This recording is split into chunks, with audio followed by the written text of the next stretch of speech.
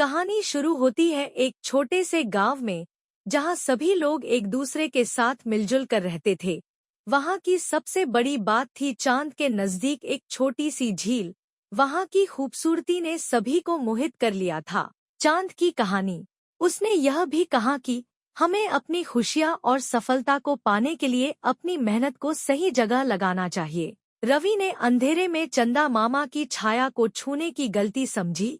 उसे समझ आया कि अपनी मेहनत को सही जगह पर लगाना बहुत जरूरी होता है। रवि ने अपने दोस्त की सलाह मानी और उसने मेहनत और समर्पण से अपनी पढ़ाई में ध्यान देना शुरू किया। उसने हर कठिनाई को पार करने का प्रयास किया और अपने लक्ष्य को हासिल किया। हम अच्छी पढ़ाई करके स्पेस में जाकर चांद पर जा सकते हैं और तब से और तुम्हारा ये सपना पढ़ाई करके ही पूरा होगा। अंत में रवि ने अपने पूरे दिल से मेहनत की और उसने अपनी पढ़ाई में सफलता प्राप्त की। वह जान गया कि जीवन में सफल होने के लिए मेहनत करना और सही दिशा में अपनी मेहनत लगाना बहुत जरूरी होता है। चंदा मामा की कहानी से रवि ने यह सीखी कि हमें कभी भी अपनी चाहती हुई चीजों को हासिल करने के लिए अनजाने में किसी अन्य चीज को नुकसान नहीं पहुंचाना चाहिए। रवि की यह कहानी हर किसी को यह सिखाती है कि सही दिशा में मेहनत करना हमें सफलता की ऊंचाइयों तक ले जाता है।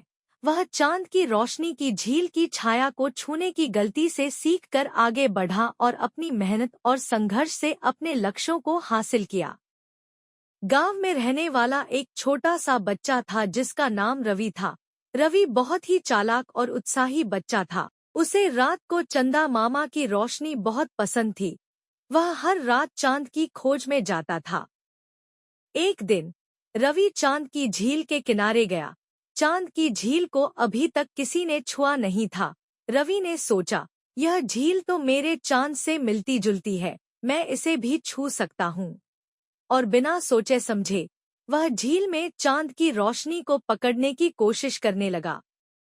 रवि ने चांद की झील को छूने की कोशिश की, लेकिन कुछ नहीं हुआ।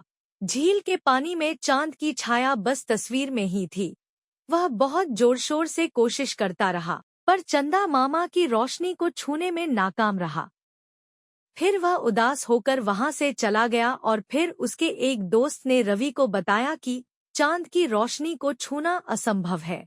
चांद पृथ्वी से बहुत दूर है और इस झील में सिर्फ उसकी परछाई देख रही है जो पकड़ी नहीं जा सकती।